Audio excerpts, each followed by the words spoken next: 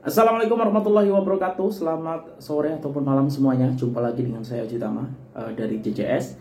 Nah, semoga sehat-sehat semuanya ya. Di JJS Update edisi 3 Desember 2022 ini akan update soal isu ataupun masalah yang ada di bola sepak Malaysia yang kembali muncul lagi soal gaji, dan di sini dikaitkan dengan Tunku Mahkota Johor.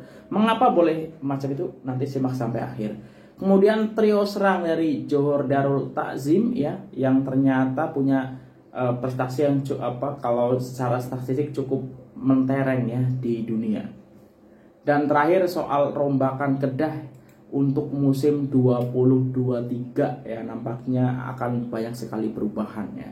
Oke, langsung saja yang pertama ini soal pemain Melaka yang meminta bantuan Tunku Mahkota Johor. Ini isu ataupun masalah yang ada ya. Ini dirilis dari makanbola.com. Pemain Melaka United minta bantuan TMJ. Nah, mengapa macam itu? Kita coba baca dulu.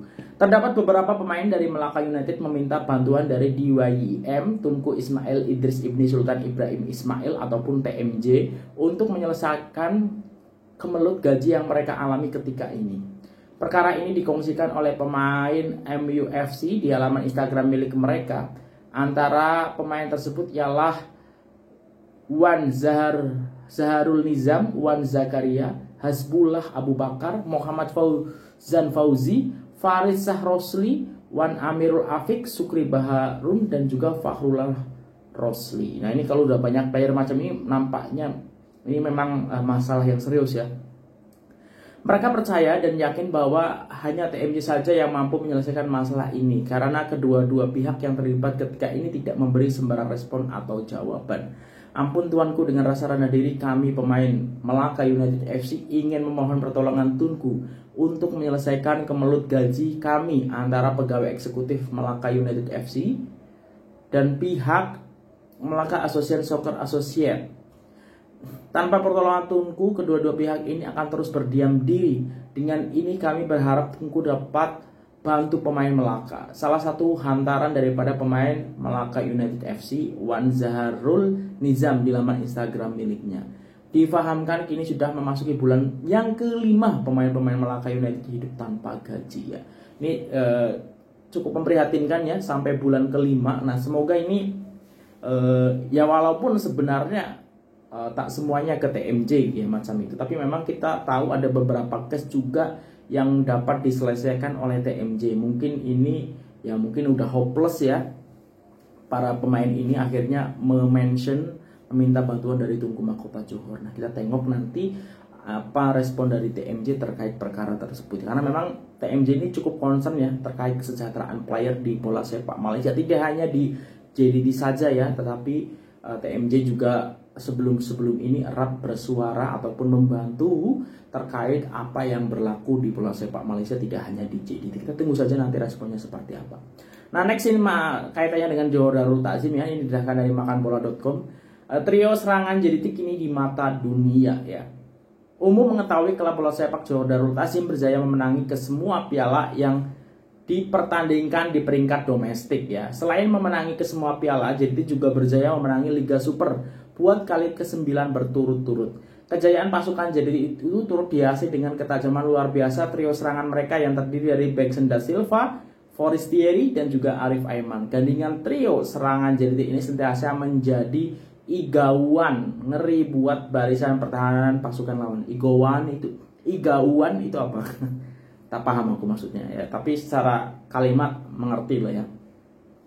Satu tinjauan telah dibuat di laman web Transfermarkt dengan menyaksikan trio serangan JDT ini kini berada di tangga teratas sebagai trio serangan yang paling banyak menjaringkan gol, yaitu dengan meledak 79 gol keseluruhan. 79 tersebut terhasil daripada Beksen 46 gol keseluruhan, Forestieri 25 gol keseluruhan, dan Arif Aiman 8 gol keseluruhan. Trio serangan JDT ini meninggalkan trio serangan dari klub Flamengo dan juga Fluminense yang berada di tangga kedua dan ketiga. Ya, jadi kalau secara trio ini kalau di mata dunia itu Bryson, Fernando Forestieri dan juga Ari Ayaman sepanjang musim ini termasuk yang paling produktif ya dengan 79 jaringan. Sedangkan Flamengo ya yang di situ ada ex player Inter Milan ya Gabriel Barbosa atau ex timnas Brazil, Pedro dan juga Georgian de Arrascaeta itu cuma 71 gol. Di peringkat ketiga ada Fluminense, ada German Cano, John Arias dan juga Ganzo ya. Ganzo nama yang tidak asing lagi dengan 69 jaringan ya. Cukup jauh juga ya. Terus serangan JDT ini kini di mata dunia. Kecemerlangan trio serangan JDT ini dijangka akan berterusan untuk musim hadapan apabila mereka disahkan akan terus beraksi bersama JDT 2023. Dalam masa yang sama JDT juga akan membawa penyerang baru dari Brasil pada musim hadapan. Siapakah player dari Brasil itu? Menarik ya untuk kita tunggu. Itu kaitannya dengan trio serangan JDT yang nampaknya masih akan kita tengok di musim depan. Nah selanjutnya ini soal Kedah ya. Nampaknya memang Kedah selepas menghadapi musim yang kurang baik khususnya di musim 2022 ini, musim depan nampaknya akan cukup banyak yang terjadi perombakan. Ini didatangkan dari haromalaya.com. Rombakan besar-besaran Kedah, revolusi besar bawah Empire pengurusan baru.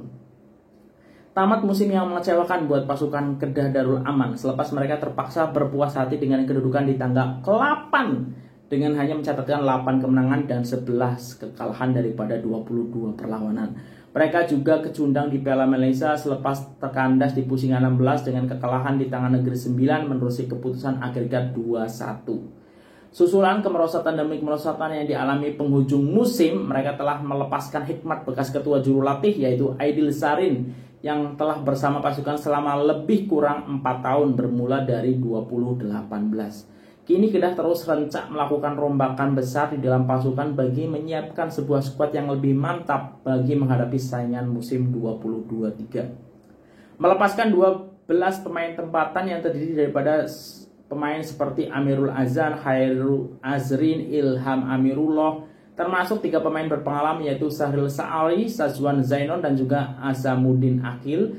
Lebih mengejutkan mereka juga telah melepaskan hikmat kelima 5 pemain impor termasuk Almardi dan juga Sanrawat Dejmin yang dilihat berjaya memberi impak besar meskipun dimasukkan pada jendela perpindahan kedua. Sepanjang baki musim ini Mardi tampak berjaya memberikan kesan dengan ketajamannya di hadapan gawang lawan. Ya dalam 12 perlawanan Liga Super beliau telah berjaya menjaringkan 5 gol serta menciptakan 7 bantuan jaringan serta turut cemerlang ketika beraksi di pentas Piala AFC dengan 4 gol daripada 4 aksi keseluruhan. Nah, kemudian manakala pemain Thailand tersebut berjaya membantu mengemudi bagian tengah pasukan dengan baik menerusi corak permainan yang tenang dan tersusun.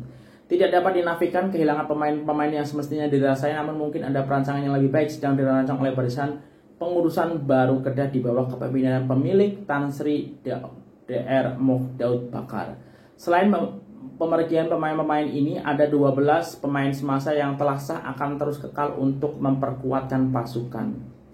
Hikmat tenaga muda berkualiti Fayyad Zulkifli serta Fazrul Danil akan terus ditagih tatkala kedua mereka memiliki potensi yang cukup besar untuk terus berkembang menjadi pemain yang lebih hebat di masa hadapan. Pada masa yang sama difahamkan Kedah bakal memiliki ketua jurulatih baru yang mempunyai pencapaian baik di pentas Liga Malaysia. Calon yang disebut-sebut setakat ini adalah merupakan bekas ketua jurulatih Terengganu Nafusi Zain yang telah berjaya membawa skuad Sang Penyu melayakkan diri ke saingan Piala AFC tahun hadapan. Nafusi merupakan seorang jurulatih muda yang mempunyai kualiti sangat baik menerusi kepakaran taktikalnya yang terbukti berkesan sebelum ini ya. Selain ya kita tahu Terengganu menduduki tangga kedua dan juga lolos ke Piala AFC musim hadapan, juga sampai ke runner up ataupun naik juara Piala FA. Kehadiran Nafusi ke skuad hijau kuning semestinya akan menjadi penambahan terbaik kepada revolusi baru yang ingin dilakukan di dalam usaha membawa Kedah sampai menjadi pasukan yang digerungi seperti sebelum-sebelum ini ya. Kalau penjaga gol tersebut adalah ya ini juga selain kemasukan jurulatih buat masa ini Kedah dilihat akan turut menerima kehadiran penjaga gol baru bagi saingan musim depan untuk bersama-sama dengan Ifwat Akmal yaitu Kalamullah Al Hafiz ya dari PJ City ya. Ini cukup menarik ya, karena Kalamuloh ini cukup sering melakukan penyelamatan yang brilian ya untuk PJ City sebelum ini ya. Harapnya Kedah akan mampu bangkit kembali dan menjadi antara pencabar terkuat di dalam saingan Liga Malaysia 2023 yang semestinya menyajikan aksi yang lebih menarik untuk kesemua pasukan ya. Itu mungkin harapan para penyokong bola sepak semuanya ya, khususnya penyokong bola sepak Malaysia, untuk Liga Malaysia ini lebih kompetitif lagi, dalam artian tidak hanya JDT yang melenggang sendiri tak terkejar, tapi harus ketat ya. Mungkin itu video kali ini. Kalau ada kesilapan aku mohon maaf. Terima kasih yang udah menonton, jangan lupa subscribe. Wassalamualaikum warahmatullahi wabarakatuh. Dah.